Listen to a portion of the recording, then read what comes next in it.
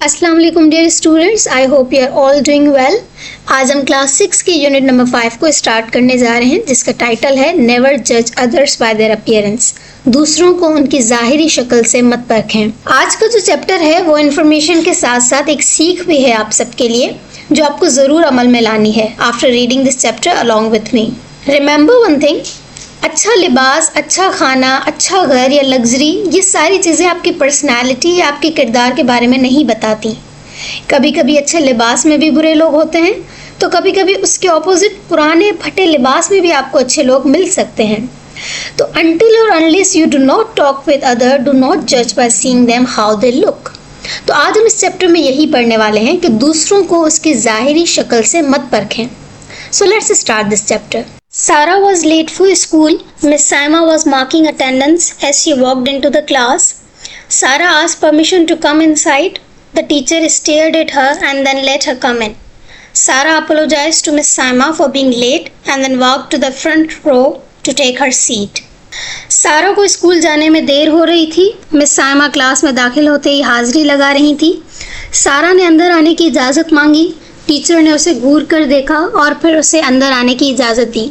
सारा ने मिस साइमा से देर आने पर माजरत की और फिर अपने निशस्त बैठने के लिए अगली कतार में चली गई।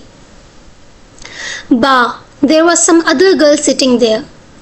यहाँ पे जो बा वर्ड है वो एक एक्सप्रेशन है, इंटरजेक्शन है, जिसका मतलब है ओहो। उर्दू में हम उसे वैसे कह सकते हैं। बा, there was some other girl sitting there. Zarka, the girl sitting in her seat was new to school. ओहो, वहाँ कोई और लड़की बैठी थी। उसकी निशस्त पर बैठी लड़की स्कूल में नई थी, जिसका नाम जरका था। You, this is my seat, she said in a loud voice. Miss Saima, however, told her to sit elsewhere. Ga, she murmured in dissent as she walked to take a seat in the back rows. यहाँ पे the word ba, the word you and the word ga, ये तीनों expression के लिए इस्तेमाल होते हैं different sentences के हिसाब से। इनको हम इंटरजेक्शंस कहते हैं। You, this is my seat, ये मेरी सीट है। She said in a loud voice, उसने बुलंद आवाज़ में कहा। मिस साइमा ने उसे कहीं और बैठने को कहा। उफ, Ga, she murmured in dissent as she walked to take seat in a back rows. उफ, पिछली कतारों की तरफ जाते हुए वो नाराजगी से बड़बड़ाई। Sarah was constantly peeking at Zarka during the class. There was something unusual about her. The bell rang and the teacher left the class. Zarka was now the center of attention for everyone. She was about 12 years old. She was of normal height, but her wilted left arm due to polio made her different from others. Besides, the arm had limited movement and looked very odd. सारा class के दौरान मुसलसल जरका को झांक झांक कर देख रही थी। जरका में कुछ गैर मामूली बात थी। घंटी बजी और उस्तानी जी यानी टीचर क्लास से बाहर चली गई। जरका अब सबकी तवज्जो का मरकज़ थी। उसकी उम्र तकरीबन 12 साल थी। वो आम कद काट की थी, लेकिन पोलियो की वजह से उसके मुरझाए हुए बाएं बाजू उसे दूसरों से मुख्तलिफ कर रहे थे। उसके अलावा कि उसके बाजू की नकलो हरकत महदूद थी और वो बहुत अजीब भी दिखाई देते थे। A few girls were laughing and making fun of her disability. They called her names and mocked her as much as they could. Sarah was feeling very awkward at their behavior. She stood up from her seat and introduced herself to Zarka politely, trying to make her feel relaxed. चंद लड़कियां हंस रही थी और उसकी माजूरी का मजाक उड़ा रही थीं। उन्होंने उसका नाम पुकारा और उसका जितना हो सका था मजाक उड़ाया। सारा को उनका ये रवैया बहुत अजीब लग रहा था। वो अपनी सीट से उठ खड़ी हुई और जरका से शाइस्तगी से अपना तारुफ करवाया। Meanwhile, the science teacher came into the class and everyone kept silent. उसी दौरान साइंस की टीचर क्लास में आई और सब खामोश हो गए। The teacher introduced Zarka to the whole class. She told the girls that Zarka had a physical disability, but she was not different from others in intellect. She told them that they should stop making fun of her and lend her support in doing tasks that she could not do due to her physical disability. Teacher ने जरका को पूरी class से मुतारिफ करवाया। Teacher ने लड़कियों को बताया कि जरका को जिस्मानी माजूरी है, लेकिन वो समझ बूझ में, इंटेलेक्ट में दूसरों से मुख्तलिफ नहीं है। टीचर ने उन्हें बताया कि वो उसका मजाक उड़ाना बंद करें और उन कामों में उसकी मदद करें जो वो अपने जिस्मानी माजूरी की वजह से नहीं कर सकती। आई सी।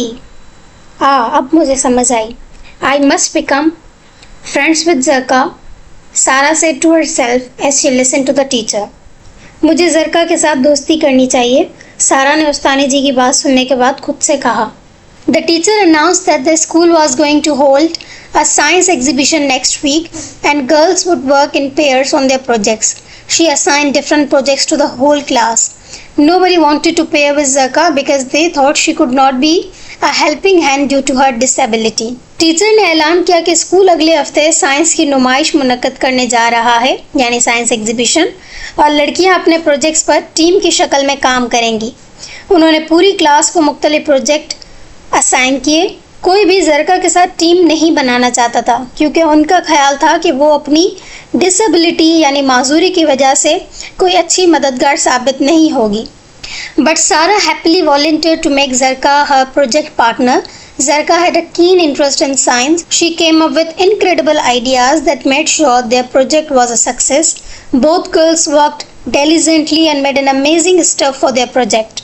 लेकिन सारा ने खुशी खुशी ज़रका को अपना प्रोजेक्ट पार्टनर बना लिया। ज़रका को साइंस में बहुत दिलचस्पी थी, वो नाकाबिले यकीन ख्यालात रखती थी। उसने उस बात को यकीनी बनाया कि उनका प्रोजेक्ट शानदार हो। दोनों लड़कियों ने जल्दी अपना काम शुरू किया और अपने प्रोजेक्ट के लिए एक हैरत अंगेज चीज़ बनाई। On the exhibition day, while presenting their work, everyone was confident to be the winner. Sarah and Zarka got the first prize.